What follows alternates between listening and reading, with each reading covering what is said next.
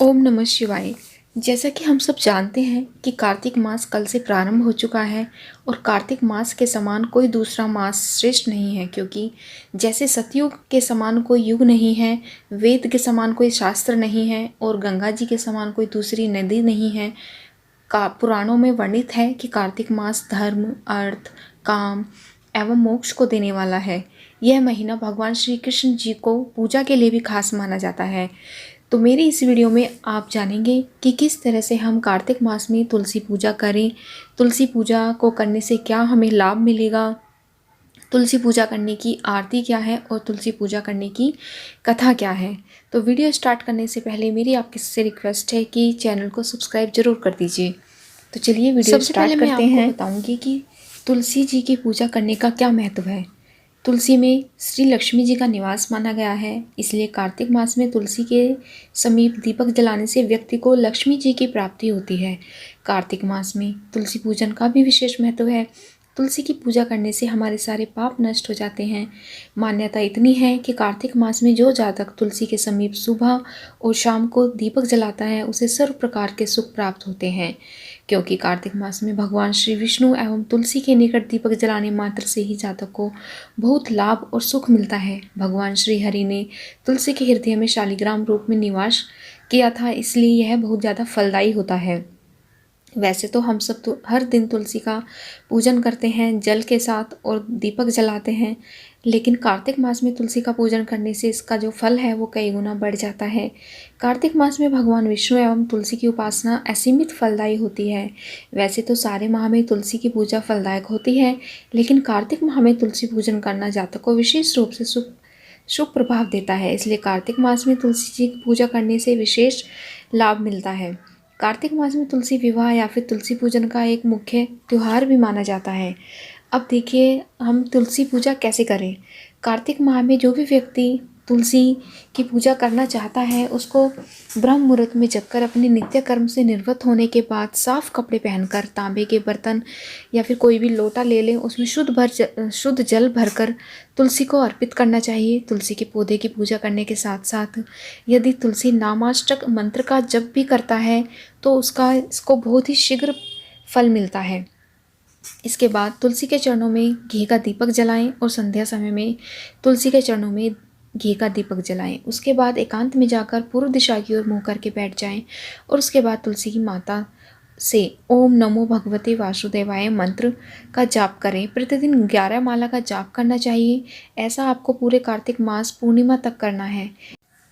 तुलसी पूजा करते समय हमें किन किन बातों का ध्यान रखना चाहिए, यह भी बहुत ज़्यादा इम्पोर्टेंट है।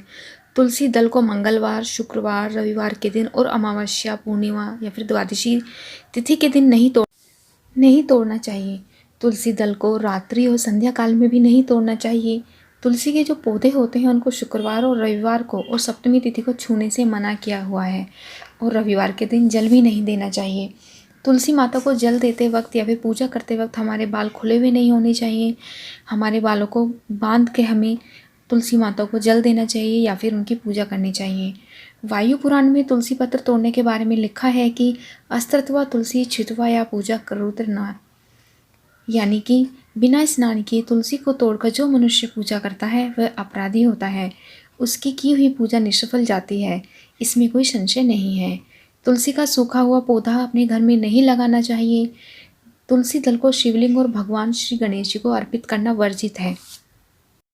ये कुछ बातें हैं जिन्हें आप ध्यान में रखकर तुलसी माता की पूजा करेंगे तो आपको कार्तिक मास में इसका अत्यंत शीघ्र और अत्यंत फल मिलेगा। तो आइए अब जानते हैं कि तुलसी माता की कथा। तुलसी के जन्म के विषय में अनेक पौराणिक कथाएं मिलती हैं। इसमें जालंधर राक्षस तथा उनकी पत्नी वृंदा की कथा प्रमुख मानी गई है।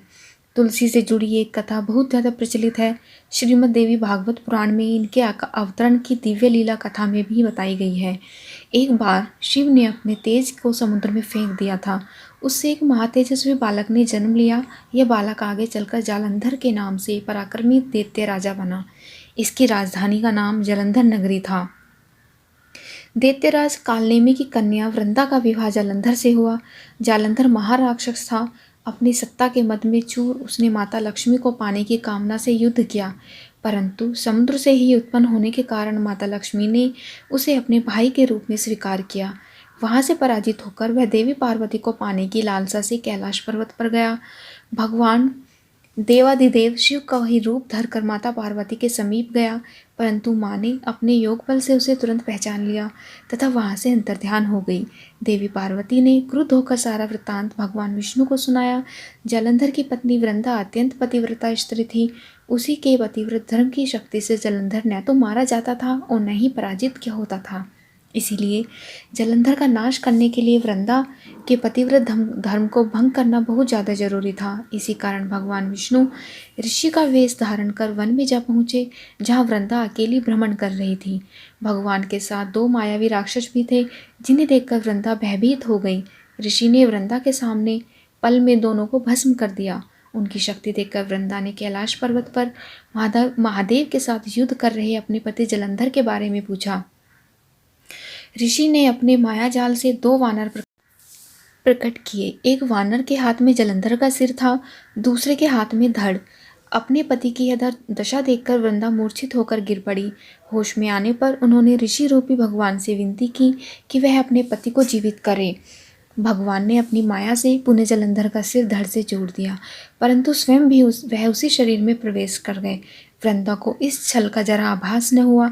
जालंधर बने भगवान के साथ वृंदा पतिव्रत का व्यवहार करने लगी, जिससे उसका सतीत्व भंग हो गया।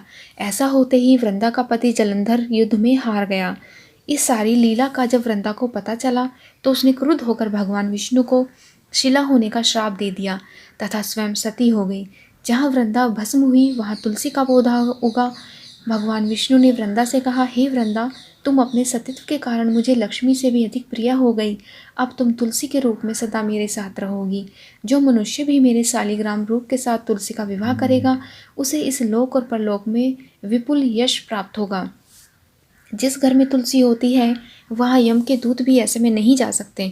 गंगा व नर्मदा के जल में स्नान तथा तुलसी का पूजन बराबर माना जाता है, चाहे मनुष्य कितना भी पापी क्यों न हो। मृत्यु के समय जिसके प्राण मंजरी रही तुलसी और गंगा जल मुख में रखकर निकल जाते हैं, वह पापों से मुक्त होकर वैकुंठ धाम को प्राप्त होता है। जो मनुष्य तुलसी व आंवले की छाया में अपने पितरों का श्राद्ध करता है, उसके पितृ मोक्ष को प्राप्त हो जाते हैं। उसी देवते जलंधर की यह भूमि जलंधर नाम से विख्यात है। सती वृंदा का मंदिर मोहल्ला कोट किशनचंद्र में स्थित है। कहते हैं कि इस स्थान पर एक प्राचीन गुफा थी जो सीधी हरिद्वार तक जाती थी। वृंदा अपने सतीत्व तथा पतिव्रत धर्म के कारण ही वृंदा विष्णु प्रिया बनती है। भगवान विष्णु भी उनकी वंदना करते हैं। ऐसा माना जाता है कि वृंदा के नाम पर ही श्री कृष्ण भगवान की लीला भूमि का नाम वृंदावन पड़ा। तो ऐसी वृंदा जी को हमारा शत शत निर्माण। बोलो तुलसी माता की जय। अब आइए सुनते हैं तुलसी माता की आरती। तुलसी महारानी नमो नमो, हर की पटरानी नमो नमो, धन तुलसी पूर्ण तप कीनो, शालिग्राम बनी पटरानी, जाके पत्र मंजरी कोमल, श्रीपति कमल चरण लपटानी, धूप दीप नैवेद्य आरती, पुष्पन की वर्षा बरसानी, 56 भोग 3600 व्यंजन, बिन तुलसी हरि एक न मानी, सभी सखी में या तेरो यश गावे, भक्तिवान दीजे महारानी, नमो नमो तुलसी महारानी, तुलसी महारानी नमो नमो, हरि की पटरानी नमो नमो। बोलो तुलसी माता की जय। आपको ये वीडियो कैसी लगी मुझे ज़रूर बताइएगा, और अगर अच्छी लगी हो तो प्लीज़ चैनल को सब्सक्राइब भी कर दीजिएगा। धन्यवाद।